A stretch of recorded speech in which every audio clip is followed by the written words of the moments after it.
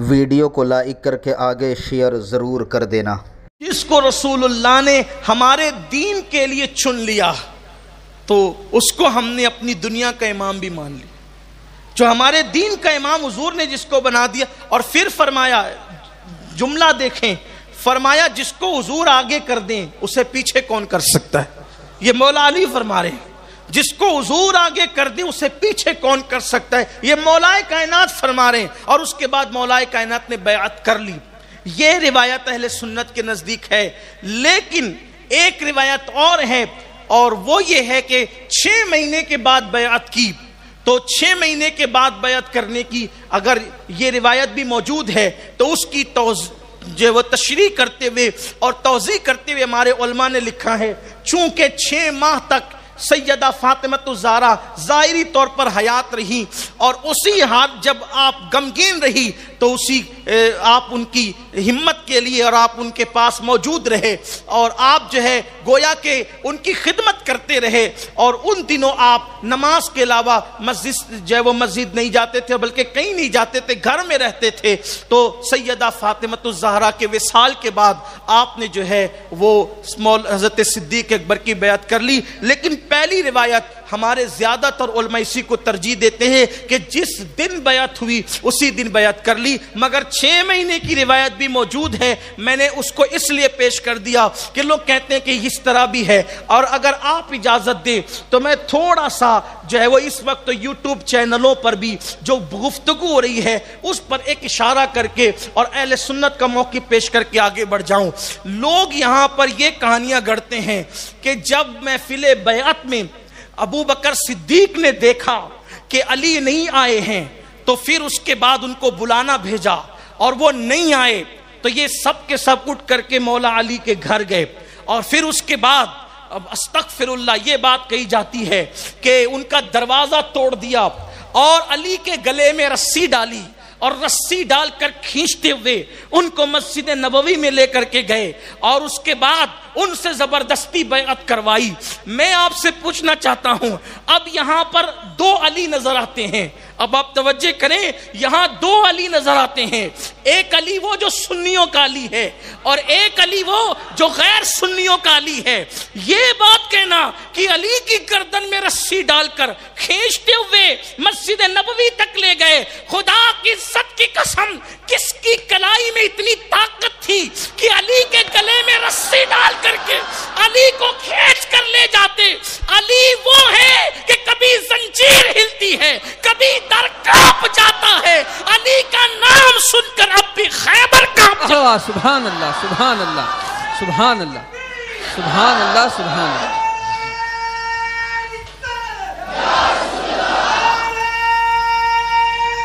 حیدری، سبحان اللہ، سبحان اللہ۔ جو بھی کہتے ہیں میں نام نہیں لوں گا، لیکن یہ ضرور کہتا ہوں وہ تمہارا علی ہوگا جس کے گلے میں رسی ڈالی جاتی ہے۔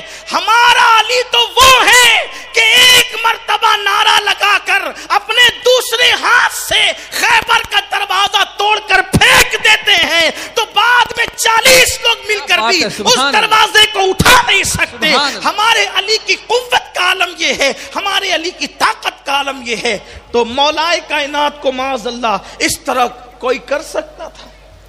بلکہ کوئی رسی ہی ایسی نہیں بنی سبحان اللہ جو علی کی گردن میں سبحان اللہ حق۔ یہ بے ادبی ہے مولا کائنات کی، بے ادبی ہے۔ اور علی معاذ اللہ علی کو طاقت کے زور پر سر کرنا امام حسین کو نہ کر سکا کوئی، وہ حسین کے باپ تھے، باپ مولا حسین کے باپ ہے، وہ طاقت کے بل پر کوئی انہیں کیسے؟ یہ صدیق اکبر کا حق تھا جو مولا کائنات نے تسلیم کیا۔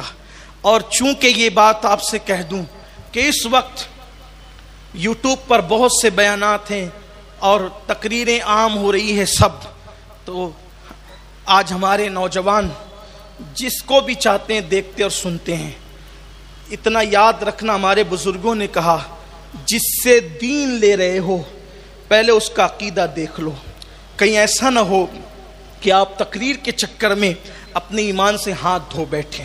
اس لیے علماء اہل سنت ہی کی گفتگو سنیے اور باقی کی گفتگو سننے سے پرہیز کیجیے، کہیں ایمان اور عقیدہ ہاتھ سے چلا نہ جائے۔ ہمارے لیے تقریریں سننا فرض نہیں ہے، ہمارے لیے اپنا ایمان بچانا فرض ہے۔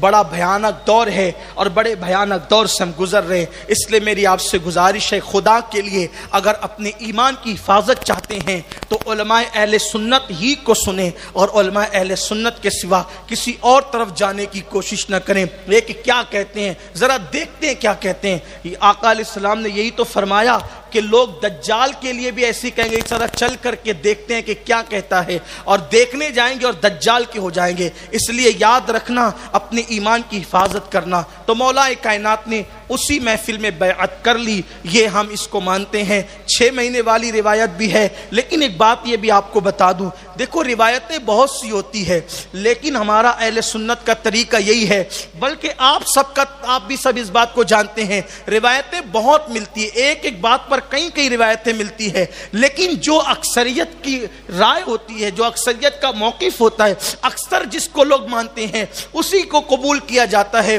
ورنہ اقوال تو بہت سارے ہیں۔ میرے پیارے آقا صلی اللہ علیہ وسلم کے پیارے دیوانوں، ابھی تو یہ بھی چل رہا ہے یوٹیوب پر کہ امام حسین تو میدان کربلا میں جب نکلے یزیدیوں سے لڑنے کے لیے تو غسل کر کے نکلے، یہ بھی چل رہا ہے اور اس پر تاریخی حوالہ بھی لوگ دے رہے ہیں۔ لیکن لوگ کہتے ہیں کہ لوگ یہ کیوں بیان نہیں کرتے، وہ پیاس والی روایت ہی کیوں بیان کرتے ہیں؟ لوگوں کو پتہ ہونا چاہیے، اگر کسی ایک مورخ نے لکھ دیا پتہ نہیں کہاں سے تو ایک مورخ کی بات نہیں مانی جاتی، اقوال تو کہیں ملتے ہیں لیکن اکثریت کا جو قول ہوتا ہے وہی بیان کیا جاتا ہے، یہ بات ہے۔ اس لیے آپ سے کہتا ہوں کہ لوگ کہتے ہیں فلاں کتاب میں ہے، اور فلاں کتاب میں تو اس کو مانا کتنے لوگوں نے ہے، اس پر رائے کتنے لوگوں نے دی ہے، اس کو قبول کتنے لوگوں نے کیا ہے، یہ چیز ہے۔ تو لوگ اڑ رہے ہیں آج کہ یہ جو کہتے ہیں کہ دیکھو پیاسے تھے زبردستی رونے رلانے کے لیے یہ باتیں کہتے ہیں، ارے پیاسے تھے، پوری امت کہتی ہے پیاسے تھے، پوری امت کہتی ہے، کسی ایک نے لکھ دیا تو بات کیا ہے؟ یہ جدید تحقیق کے نام پر جو کربلا کی شہادت کو مشکوک کرنے کی ناپاک کوشش کی جا رہی ہے، یہ قدرت کی عدالت میں جب کھڑے ہوں گے تب پتہ چلے گا کہ ہم نے اہل بیت پہ ظلم کیا کیا ہے۔ اور اللہ کے رسول صلی اللہ علیہ وآلہ وسلم نے فرمایا میرے بعد تم ضرور آزمائے جاؤ گے، میری اہل بیت کے بارے میں اللہ تمہیں ضرور آزمائے گا، میری اہل بیت کے بارے میں ضرور آزمائے جاؤ گے۔ لوگ آزمائے جا رہے ہیں، لوگ آزمائے جا رہے ہیں، کس کی حمایت میں لوگ کھڑے ہو رہے ہیں، کس کو مارکس دے رہے ہیں، کس کے سر سے بوجھ اتارے، ذرا یہ بھی تو دیکھیں۔ پوری امت کہتی رہی کہ وہ پیاسے شہید ہوئے، اور امت کے اکابر سے لے کر اصاغر تک سب کا یہی موقف رہا کہ وہ پیاسے شہید ہوئے، حتیٰ کہ جو لوگ اہل سنت سے نہیں ہیں انہوں نے بھی کتابیں لکھی تو یہی لکھا کہ وہ پیاسے شہید ہوئے۔ لیکن آج کل یہ سب باتیں بھی چل رہی ہیں، اس لیے کہتا ہوں ہوشیار رہو۔ امام نے کہا سونا جنگل رات اندھیری چھائی بدلی کالی ہے، سونے والوں جاگتے رہیو چوروں کی رکھوالی ہے۔ تو بات دور نہ نکلے کیونکہ اس وقت جلدی ہمیں چلنا ہے تاریخ کربلا کی طرف، یہ اسی کا ایک باب ہے۔ تو صدیق اکبر پوری امت کے اتفاق سے خلیفہ ہوئے، اور آپ نے مکمل طور پر، صدیق اکبر نے مکمل طور پر اس کی پاسداری کی، ایک ایک لمحہ رسول اللہ صلی اللہ علیہ وآلہ وسلم کے نقش قدم پر چلتے ہوئے گزارا۔ یہی صدیق اکبر ہیں جنہوں نے اپنے دور خلافت میں اہل بیت کا وہ سارا احترام کیا وہ جو رسول اللہ کی ظاہری حیات میں کرتے تھے۔ امام حسن کو اپنے کندھوں پر بٹھا کر لے جانا اور بھی ساری باتیں، میں اب اس کی طرف نہیں جاتا کیونکہ آپ صدیق اکبر کی حیات پاک میں سنتے رہتے ہیں، مجھ سے میں نے کئی بار بیان کیا ہے۔ ایک بات تھوڑی سی یہاں عرض کر کے آگے بڑھ جائیں کہ اس وقت فدق کو لے کر بھی کافی معاملات چل رہے ہیں، تو بس اس پر اتنا کہنا ہے کہ صدیق اکبر بھی محفوظ عن الخطا تھے اور سیدہ فاطمۃ الزہرا بھی محفوظ عن الخطا تھی، سبحان اللہ، اور دونوں کا احترام ہم پر فرض ہے۔ تو اس معاملے میں جس کو فدق کا معاملہ کہتے ہیں، بس اہل سنت کا اتنا موقف ہے کہ نہ اس معاملے میں صدیق اکبر سے خطا ہوئی اور نہ سیدہ فاطمہ الزہرا سے خطا ہوئی، دونوں خطا سے محفوظ ہے، اس لیے کہ دونوں کو قرب رسالت جو ہے وہ میسر ہے، سیدہ فاطمہ الزہرا کی قربت کا اور ان کا جو تقرب رسول اللہ سے تھا اس کو تو کوئی انکار نہیں کر سکتا، اور صدیق اکبر کا جو تقرب تھا اس کا انکار بھی کوئی نہیں کر سکتا، اس لیے کہ ان کے قرب کو قرآن بیان کرتا ہے، اذ ہما فی الغار، سبحان اللہ، ان کی کیفیت کو بیان کرتا ہے قرآن، ان کی صحابیت کو قرآن بیان کرتا ہے۔ یوں تو حضور کے سب صحابہ قابل احترام ہے، لیکن ایک صدیق اکبر ہے جس کی صحابیت قرآن مقدس سے ثابت ہے، اور ان کو قرآن لے صاحبی ہی کہہ کر رسول اللہ کا صحابی قرار دیتا ہے۔ یہ حضور علیہ السلام کے صحابی ہیں، قرآن بیان کر رہا ہے، تو صدیق اکبر نے بڑا احترام کیا، بڑی تعظیم کی، بڑا اکرام کیا۔ یہاں پر پھر ایک بات آتی ہے، چلتے چلتے وہ بھی بتا دوں کہ لوگ ایسی باتیں کرتے ہیں کہ معاذ اللہ صدیق اکبر اور سیدہ فاطمہ کے درمیان کچھ اختلافات رہیں، یہ بات بھی بالکل روایات اور درایتوں سے بہت دور ہے۔ دیکھیے میں نے کہا نا کہ کوئی ایک قول کہیں سے آ گیا اٹھا کر پیش کر دیا تو الگ بات ہے، اگر درایتوں کو دیکھیں، سیدہ فاطمہ الزہرا کی سب سے قریبی اگر کوئی خاتون تھی، خواتین میں سب سے قریب اگر کوئی خاتون تھی تو پوری امت کے مورخین کا، محدثین کا اس بات پر کثرت سے بیانات موجود تھے، وہ تھی حضرت اسماء بنت امیس۔ یہ وہ خاتون ہے، اب دھیان سے سنیں ترتیب، یہ وہ خاتون ہے کہ سیدہ فاطمہ الزہرا کی مرض وصال میں سب سے زیادہ جس نے خدمت کی وہ فاطمہ اسماء بنت امیس ہے۔ ایک سیدہ فاطمہ کا جس نے جنازہ تیار کروایا وہ ڈولی والا، وہ اسماء بنت امیس۔ سیدہ فاطمہ الزہرا کو جو دوسرے شہزادے پیدا ہوئے یعنی امام حسین، یہ پنجتن کی انجمن کا 5واں چراغ، پنجتن کی سریا کا 5واں ستارہ، پنجتن کے گلستہ کا 5واں پھول جسے امام حسین کہتے ہیں۔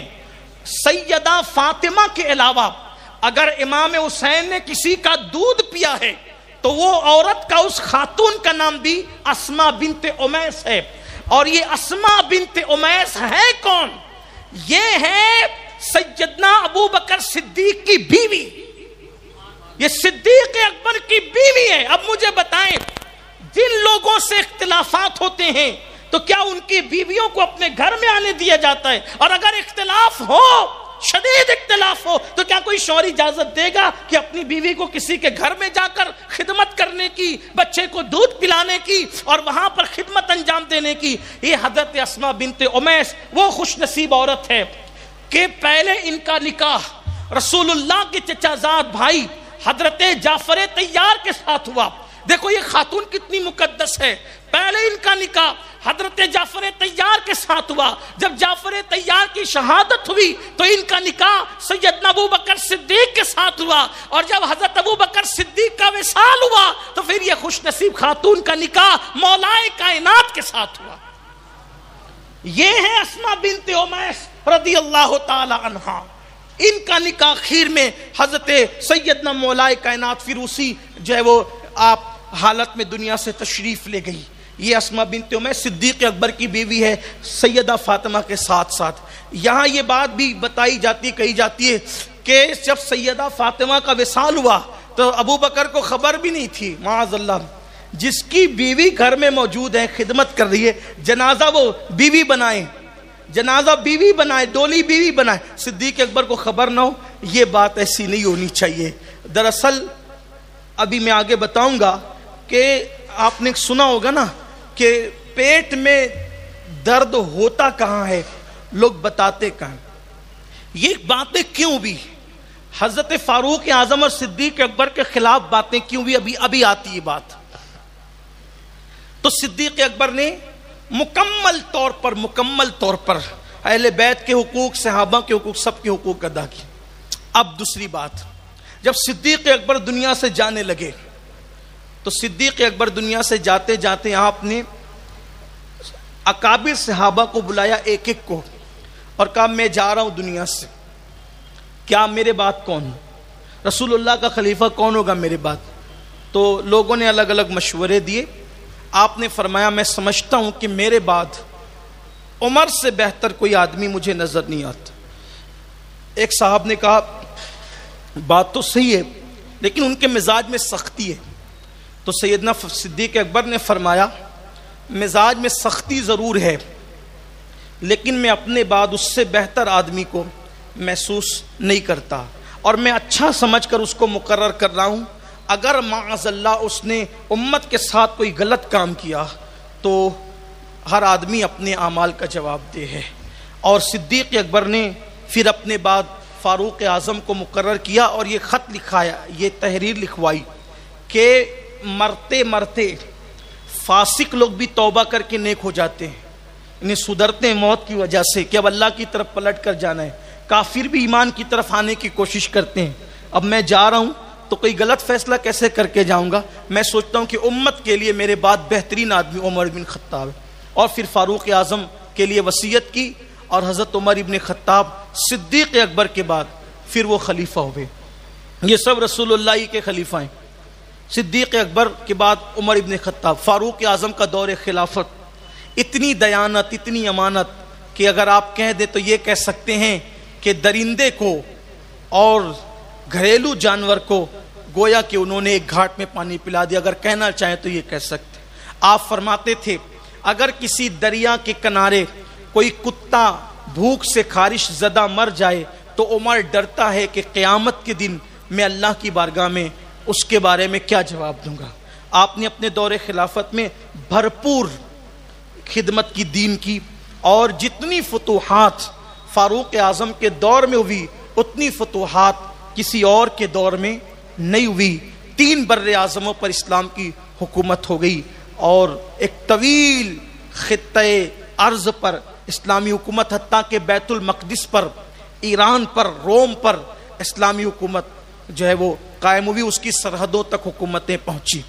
اور بلکہ ان دنوں سیدنا فاروق اعظم رضی اللہ تعالیٰ عنہ کی ظاہری حیات میں ہندوستان میں بھی اسلامی قافلے اور وفود آئے اور یہاں بھی اسلام کی کرنیں چمکی اور اسلام کا نور پھیلا، اللہ نے جتنا چاہا۔ اب یہاں ایک بات، پہلے 2 باتیں عرض کر دوں کہ اپنے دور میں فاروق اعظم نے بھی اہل بیت کا وہی احترام کیا جیسے حضور کے ظاہری حیات میں کرتے تھے۔ یہ صرف بار بار اس لیے کہہ رہا ہوں کہ آج افراط و تفریط ہو رہی ہے، اہل بیت اور صحابہ کے بارے میں مغلظات بکے جا رہے ہیں اور اس میں بہت سے لوگ بہتی گنگا میں ہاتھ دھو رہے ہیں۔ اللہ تعالیٰ توفیق دے، مرنا ہے، مرتے وقت زبان پہ کلمہ بھی آنا چاہیے۔ قاضی ایاز نے شفا میں لکھا، شفا شریف میں، کہ ایک شخص صدیق و فاروق کے گستاخوں کی صحبت میں بیٹھتا تھا، مرتے مرتے اس کی زبان پہ کلمہ نہیں آ رہا تھا۔ پوچھا گیا کہ تو دوسری باتیں تو کر لیتا ہے، کلمہ کیوں نہیں پڑھ پاتا؟ تو کہا کہ صدیق و فاروق کے گستاخوں کی صحبت میں بیٹھتا تھا۔ تو ذرا اس پر بھی دھیان ہونا چاہیے۔ اور پھر اہل بیت اطہار کی توہین تو اللہ رحم فرمائے، مرنے سے پہلے پہلے دنیا ہی میں سزا ملنا شروع ہو جاتی ہے۔ اہل بیت کے دشمنوں کو کوئی کوڑ میں مبتلا ہو جاتا ہے۔ اہل بیت کی دشمنی کا حال یہ ہے، دشمن اہل بیت تو کوڑی ہو گئی ہو، اگر اللہ کسی کو مرض دے امتحان کے طور پہ تو الگ بات ہے، لیکن شمر کو دیکھو، اہل بیت کے دشمن کو حضور نے کیا کہا؟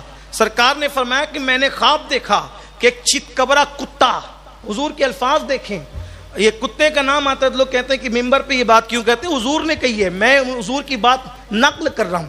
اگر آپ جو ہے اس کو شرافت کے خلاف سمجھتے ہیں، معاذ اللہ، استغفر اللہ، حضور کا فرمان بیان کرنا، تو آپ کو اپنے ایمان کا جائزہ لینا چاہیے۔ سرکار علیہ السلام نے فرمایا کہ میں نے خواب دیکھا کہ ایک چتکبرا کتا میرے خون میں منہ ڈبوتا ہے۔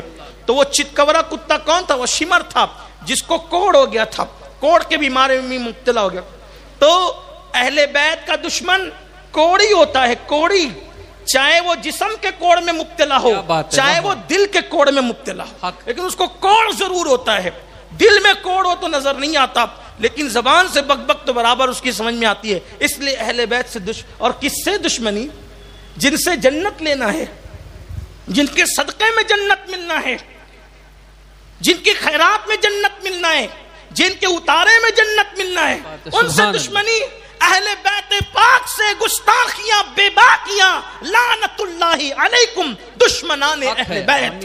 دنیا ختم ہو جائے گی، دنیا کی رانائیاں ختم ہو جائے گی، زندگیاں ختم ہو جائے گی، مال و دولت ختم ہو جائیں گے، آل اولاد ختم ہو جائے گی، لیکن یاد رکھنا اہل بیت سے بے وفائی کی تو نہ دنیا ملے گی نہ آخرت ملے گی، سب تباہ و برباد ہو جائیں گے. دیکھ لو دنیا کا حال، بار بار ہر سال یہ بات جو بیان کی جاتی ہے. یاد رکھنا اہل بیت سے نہ ٹکرانا، اہل بیت سے محبت کرو، وہ محبت کے لیے ہے. قرآن کہہ چکا قُلْ لَا أَسْأَلُكُمْ عَلَيْهِ اجرا الا المودۃ فی القربى. اے محبوب فرما دیں کہ میں تم سے کچھ اجرت نہیں مانگتا مگر یہ کہ میری اہل بیت سے محبت کرو محبت اہل بیت سے، لیکن احترام صحابہ کے ساتھ. تو عرض کر رہا تھا فاروق اعظم نے وہی احترام کیا. ایک مثال صرف بتاتا ہوں، اس کی ایک مثال کہ جب وظائف دینے کی بات آئی مدینہ منورہ کے لوگوں کو تو فاروق اعظم نے کہا فہرست بناؤ کہ وظائف دیے جائیں گے. تو اس وقت لوگوں نے کہا عشرہ مبشرہ، اہل بدر، ترتیب سے. فاروق اعظم نے کہا نہیں، ایسے نہیں، رسول اللہ سے جس کا رشتہ جتنا قریبی ہوگا اس کو اتنی زیادہ وظیفے کی رقم دی جائے گی. یہ اہل بیت سے محبت ہے فاروق اعظم کی. اور آپ جانتے ہیں 6,000 روپیہ سالانہ وظیفہ خود امیر المومنین فاروق اعظم کا تھا، اور اتنا ہی وظیفہ حضرت امام حسین کا بھی تھا. یعنی امیر المومنین کے برابر وظیفہ کس کو دیا گیا؟ امام حسین کو. اور ایک وہ بھی خوبصورت روایت ہے کہ جس وقت غنیمت اچھا لگا ہو تو لائک کر کے آگے شیئر ضرور کر دینا. اللہ حافظ.